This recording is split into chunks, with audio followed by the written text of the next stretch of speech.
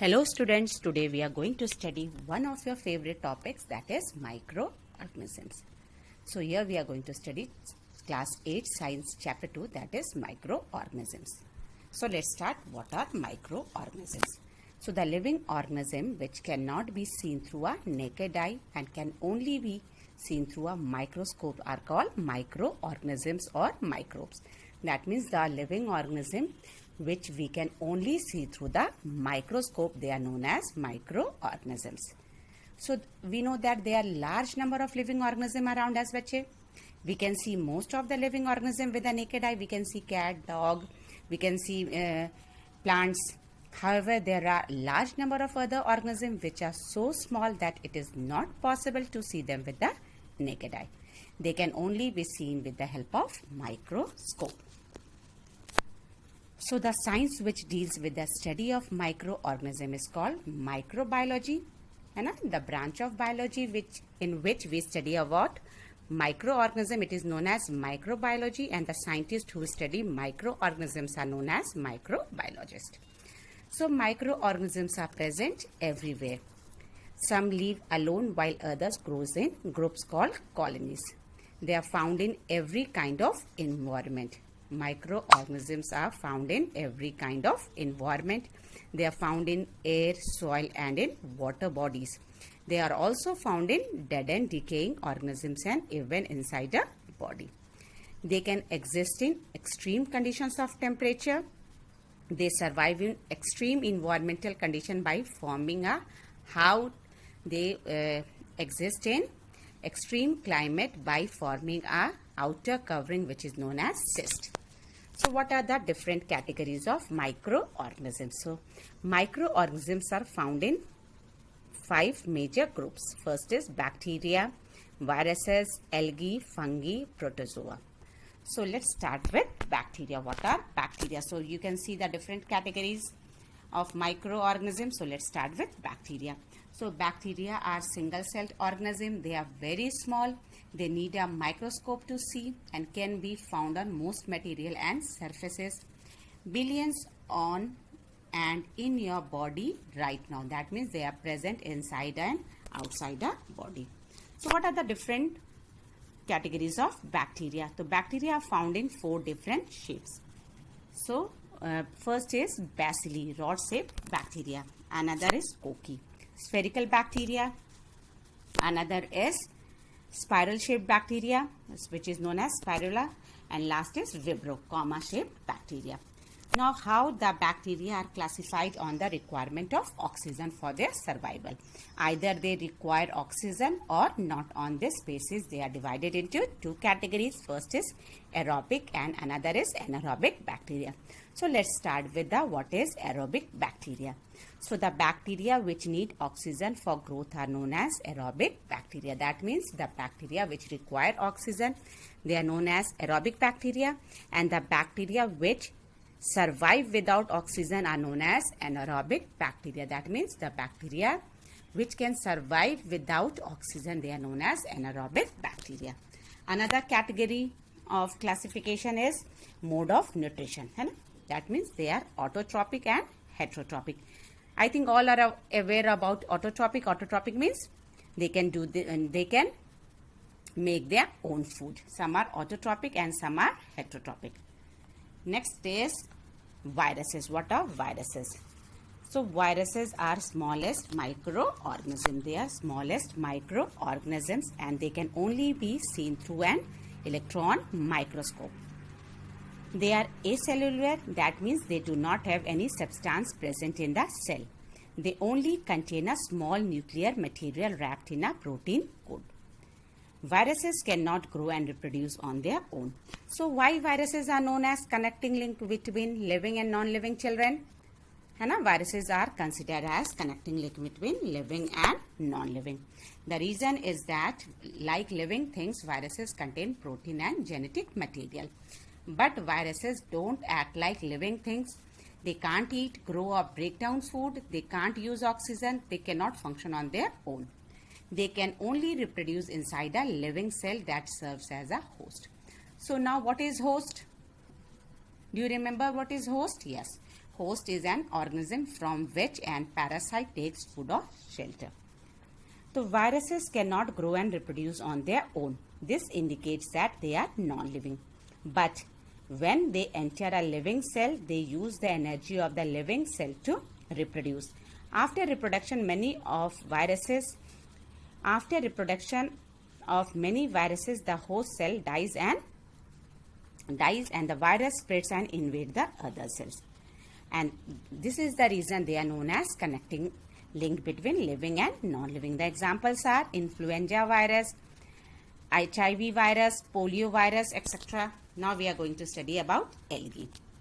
So algae is a group of simple plants.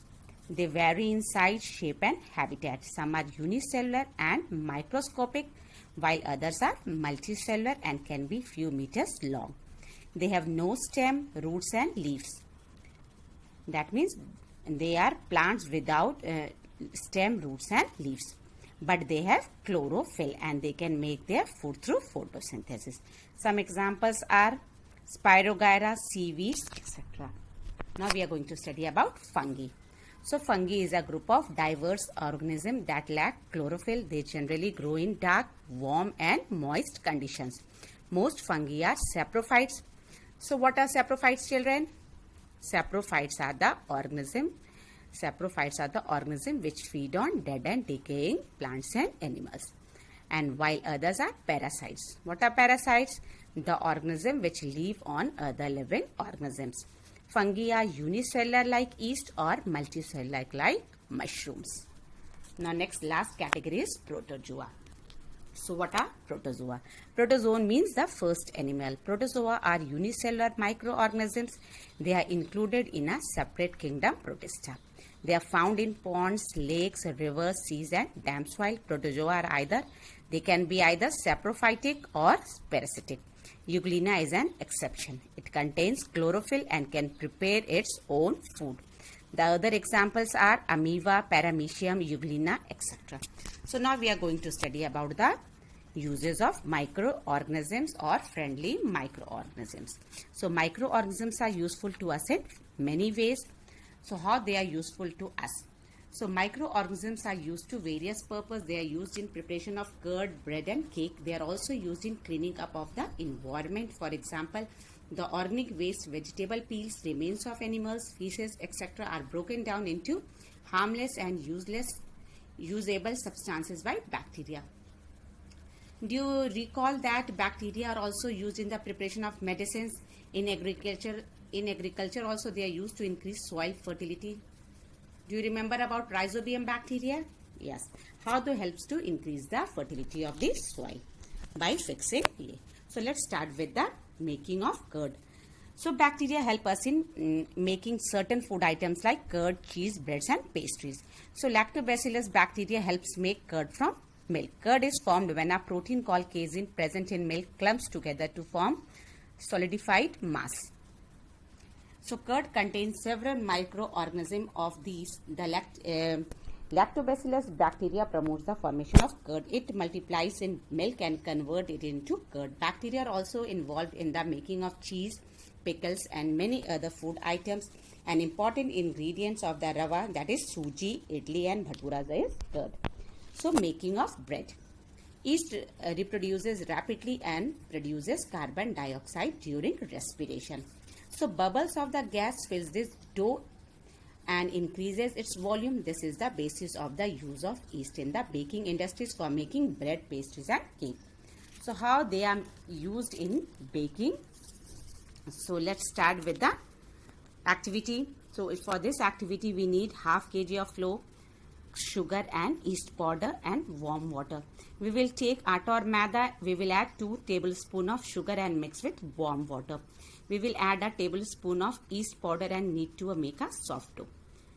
After that we will put the soft dough in a container and leave it at a warm place for 2-3 hours. So what is the observation? We will observe that there is an increase in the volume of the dough. The dough rises and looks fluffy. So what is the reason behind that? So the yeast which was present, it breaks the sugar to produce carbon dioxide gas, and due to the release of carbon dioxide gas, there is increase in the volume of the dough. So what are the commercial uses of microorganism? Microorganisms are used for the large-scale production of alcohol, wine and acetic acid, that is vinegar. Yeast is used for commercial production of alcohol and wine. For this purpose, yeast is grown on natural sugars present in grains like barley, wheat, rice and crushed fruit juices. The process of conversion of sugar into alcohol is known as fermentation. So this is a very important definition, bache. What is fermentation? So the process of conversion of sugar into alcohol. That means when sugar converts into alcohol by the action of microbes. That means by the action of microorganisms like yeast. The process is known as fermentation. That means process of conversion of sugar into alcohol by the action of microorganism like yeast is known as fermentation, and it was discovered by Louis Pasteur in the year 1857. For this, again we are going to do one activity. We need sugar, warm water, yeast and beaker. We will take a 500 ml beaker filled with 3/4 of it warm water. We will dissolve 2-3 tablespoon sugar in it and add half a teaspoonful yeast powder in it. We will cover the beaker and allow the mixture of sugar solution and yeast powder to stand in a warm place for 4 to 5 hours. Now smell the solution. So what is the observation, children? We will find a characteristic smell of alcohol which is formed during fermentation. So this is the smell of alcohol as sugar has been converted into alcohol by the yeast, and this process of conversion of sugar into alcohol is known as fermentation. So what is the medicinal use of microorganism? How microorganisms are used as medicines? Whenever you fall ill, the doctor may give you some antibiotic tablet. Doctor gives us antibiotic tablet. They give antibiotic tablet, capsules or injections such as penicillin. The source of this medicine is microorganism. So the antibiotics are developed by microorganisms. These medicine kill or stop the growth of the disease causing microorganisms. Such medicines are called antibiotics. So the medicine produced by living organisms such as bacteria and fungi which kill or stops the growth of disease causing microorganisms. Disease causing microorganisms are known as pathogens. So the medicine produced by living organisms such as bacteria and fungi which kill or stop the growth of disease causing microorganism, that is pathogen, present in a body are known as antibiotics. This is known as antibiotics. So these medicine kill or stop the growth of the disease causing microorganisms. Such medicines are called antibiotics. These days a number of antibiotics are being produced from bacteria and fungi. Some examples are streptomycin, tetracycline, and many examples are there of antibiotics. The antibiotics are manufactured by growing specific microorganisms and are used to cure a variety of diseases. Antibiotics are even mixed with the feed of livestock and poultry to check microbial infection in animals. They are also used to control many plant disease. So that means they are not only useful for humans, they are also useful to control plant and animal diseases. So what are the precautions to be taken while using antibiotics? There are some precautions to be taken while using antibiotics. So antibiotics should be taken only on the advice of a qualified doctor.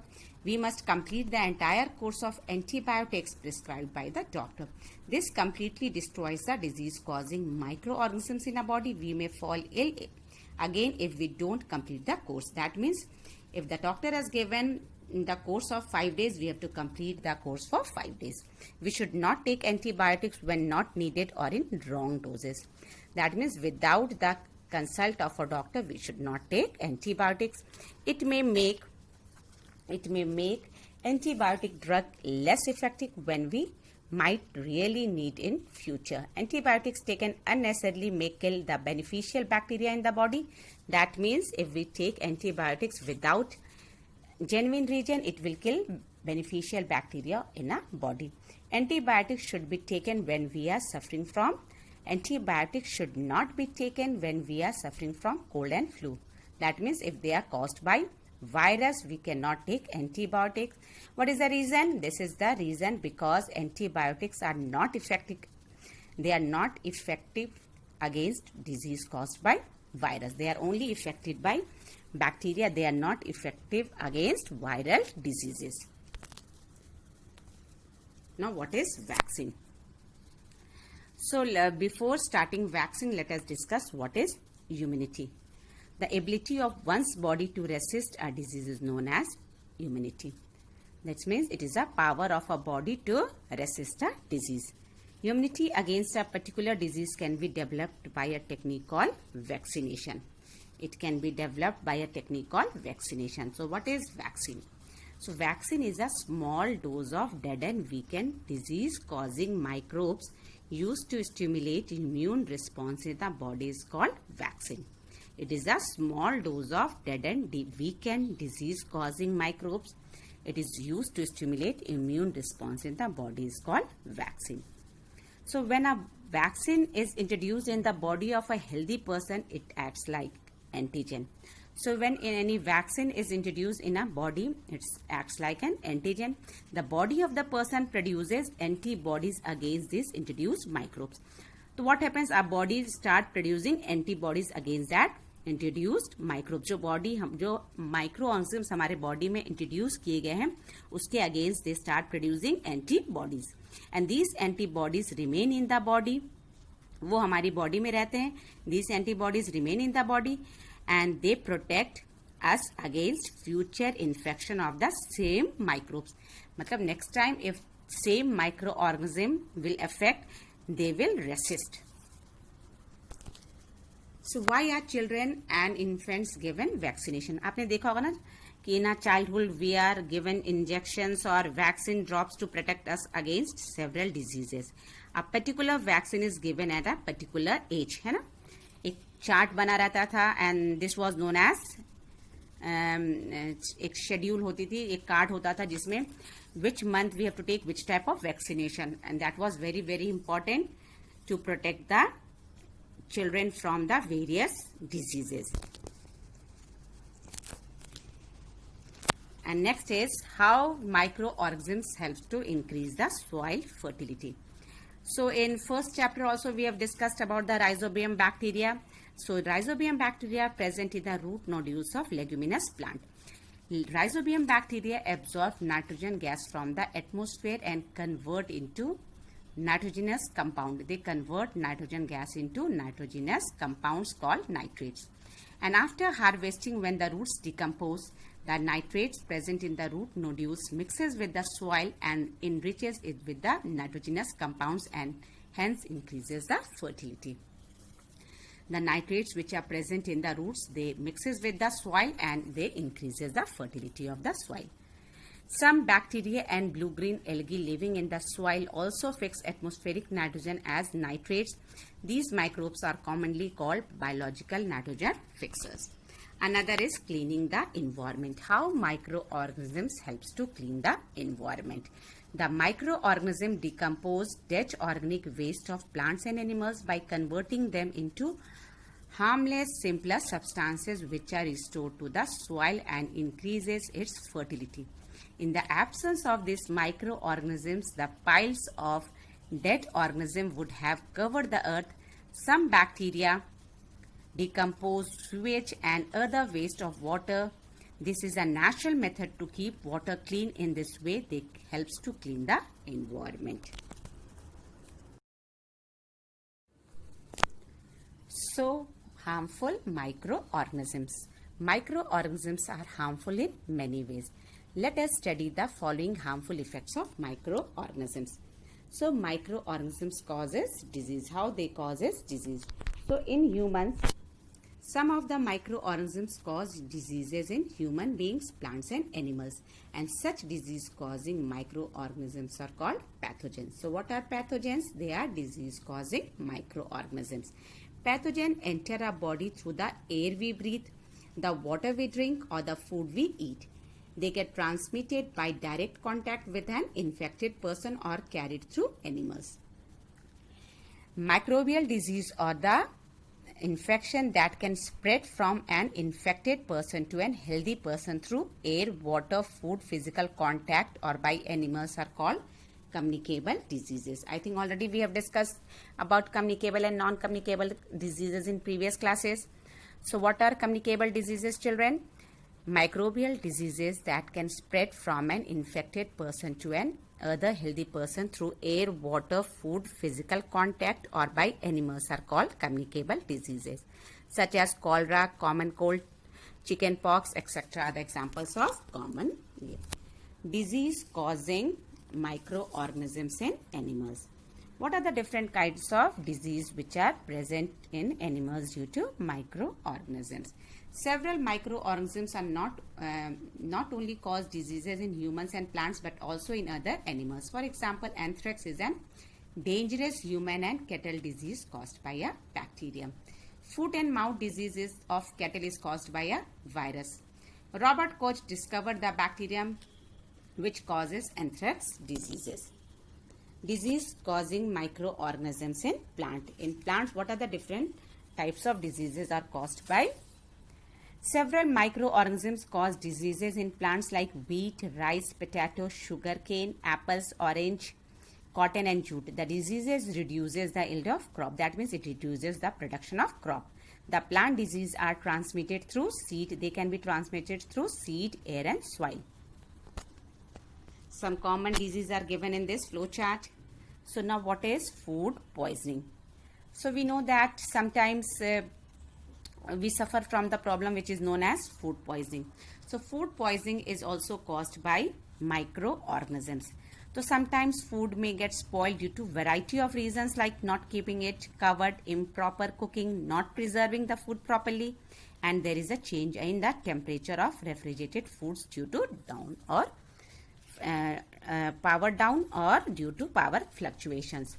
So microorganisms that grow on a food sometimes produces toxic substances which are harmful for our earth. So microorganisms that grow on a food sometimes produce toxic substances which are harmful for our health. The toxic substances produced by microorganisms make the food poisonous, causing serious illness called food poisoning, and it can sometimes even cause death. Now the question is, how can we find out that the food is spoiled? The spoiled food can be identified by its unpleasant smell, changed color, bad taste. The major symptoms of food poisonings are vomiting, diarrhea, abdominal pain, headache and fever. So food poisoning is defined as a foodborne illness that is acquired through ingestion of food contaminated with pathogenic microorganism which can either bacterial or non-bacterial toxins. Or it is a food poisoning is the acute manifestation of the diarrhea or vomiting caused by toxins produced by microorganism. So it is very important that we should preserve food to prevent it from being spoiled. There are many ways of food preservation. How can we preserve food? So we know that when cooked food or milk is left in a warm and moist place for a long time, it gets spoiled. Food gets spoiled due to microbial contamination. So most microorganisms cannot grow or multiply when the conditions are dry, temperature is low and temperature is very high. So all methods of food preservation ensure that favorable conditions are not provided for the microorganisms to grow and multiply. That means food preservation methods ensures the favorable conditions are not provided for the microorganisms. So now how can we define food preservation? The process by which spoilage of food is prevented using chemical or physical method is called food preservation. The process by which spoilage of food is prevented using chemical or physical method is called food preservation. The most common methods used for food preservation are chemical methods, preservation by common salt, preservation by sugar, preservation by oil and vinegar, pasteurization by cooling or by freezing, canning or vacuum packaging, preservation by heating, and preservation by dehydration. These are the different methods of food preservation. So in chemical method, we use some chemicals. Food can be preserved by using certain chemical substances which can check the growth of microorganism, and such chemical substances are known as chemical preservatives. So sodium benzoate, citric acid and potassium metabisulfides are the common food preservative. How preservation is done by common salt, है ना? So for ages, many people have preserved fish and meat by salting. Meat and fish are covered with common salt to prevent the growth of microbes. Salting draws out water. That means when we are preserving by salt, they take out water, moisture from the food, thus prevent microbial growth and reproduction. Preservation by sugar. Sugar reduces the moisture content of the food, thus inhibits the growth of food spoiling microorganisms. Jams, jellies and squashes are preserved by sugar. Preservation by oil and vinegar. Oil and vinegar prevent the growth of food spoilage microorganisms. Mustard oil and vinegar are widely used as preservative for fruits and vegetables in the form of pickles. Now, what is pasteurization? Pasteurization is a process for the preservation of milk. I think you might have heard about the pasteurized milk. So, it is a process. Pasteurization is the process for the preservation of milk. And in this method, milk is heated to about 70 degree for 15 to 30 seconds to kill the bacteria present in it, and cooling it quickly to 10 degrees Celsius to prevent the remaining bacteria from growing. That means heating to 70 degree for 15 to 30 seconds and suddenly cooling it.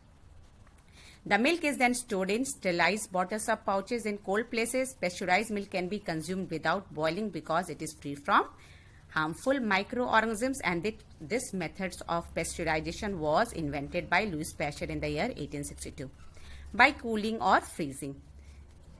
Fruits like fruits, vegetables, meats and cooked foods are kept in low temperature in the refrigerator or deep freezer to prevent them from spoilage. Low temperature prevents the spoilage of food because it retards the growth of microorganisms. Next is by cooling or freezing. We have done canning or vacuum packaging. Food items are first heated at a high temperature to kill bacteria, and then they are supposed to obtain sterilized food. The sterilized food is then sealed in airtight cans to prevent infection by microorganisms. Preservation by heating. Heating kills many microorganisms and prevent the food from spoilage. By dehydration, the process of removal of water from the substance is called dehydration. So sun drying is a traditional method of preserving food. Wheat, rice, pulses are cleaned and dried in the sun. Vegetables like cauliflower, spinach and methi are also preserved in this manner for a long time. So what are the advantages of food preservation? So first of all, it decreases the wastage of food by avoiding spoilage. Second, it increases the storage period of food materials. Nutritional value of the food is retained for a longer time, and it ensures the food availability at distant places and during the off seasons. So here we are going to study about the very important topic, that is nitrogen cycle. So what are the importance of nitrogen? We know that nitrogen is needed for the formation of proteins, amino acids and nucleic acids. So how can we define nitrogen cycle? The cyclic process of nitrogen being fixed, used by plants and animals and later returned to the atmosphere is known as nitrogen cycle. And it involves different steps. The steps are, what are the different steps? The steps are nitrogen fixation, nitrogen assimilation, ammonification, nitrification and denitrification. Here you can see the nitrogen cycle. So the different steps are, the first is nitrogen fixation. So we know that our atmosphere has 78% nitrogen gas, and plants and animals cannot take atmospheric nitrogen directly. It has to be first converted into useful nitrogen compounds which can be easily absorbed. So the conversion of free atmospheric nitrogen into nitrogenous compound is known as nitrogen fixation. So what is nitrogen fixation? The conversion of free atmospheric nitrogen into nitrogenous compound is known as nitrogen fixation. And it occurs by two ways. First is lightning and second is biological nitrogen fixation. Next step is nitrogen assimilation. Plant absorb nitrates from the soil with water with the help of roots and convert them into plant protein. Plant absorb nitrates from the soil with water and they convert that into plant proteins. The herbivore animals eats green plants and convert the plant protein into animal proteins. The herbivore animals are eaten by carnivore animals, and the process of conversion of inorganic nitrogen compounds into organic compounds that become a part of living organism is called nitrogen assimilation. So what is nitrogen assimilation? It is a process of conversion of inorganic nitrogen compounds into organic compounds that become a part of living organism is called nitrogen assimilation. Another is ammonification. What is ammonification? When plants and animals die, the protein present in them are converted into ammonium compounds by putrefying bacteria and fungi found in the soil. And this process is called ammonification. And we can define ammonification as conversion of complex organic compounds like protein into ammonia. That means conversion of complex organic compounds protein into ammonia is known as ammonification. Second last step is nitrification. So ammonium salt in the soil is converted first into nitrates by nitrosomonas bacteria. Ammonium salt in the soil is first converted into nitrites by nitrosomonas bacteria. The nitrites are then converted into nitrates. The nitrites are then converted into nitrates by nitrobacter bacteria. And these bacteria are called nitrifying bacteria. The bacteria are known as nitrifying bacteria. The nitrates so formed in the soil can once again be absorbed by the plants. This process is called nitrification. So the conversion of ammonia into nitrates is called nitrification. And the last step is denitrification. Denitrification means conversion of nitrites into free nitrogen gas. Some of the nitrates are absorbed by plants. Rest of the nitrates in the soil are converted by Pseudomonas bacteria into nitrogen gas which escapes into the atmosphere. So it is a conversion of the nitrates into free nitrogen gas by denitrifying bacteria, which is known as Pseudomonas, is known as denitrification. Thus the nitrogen cycle maintains the percentage of nitrogen in the atmosphere more or less constant.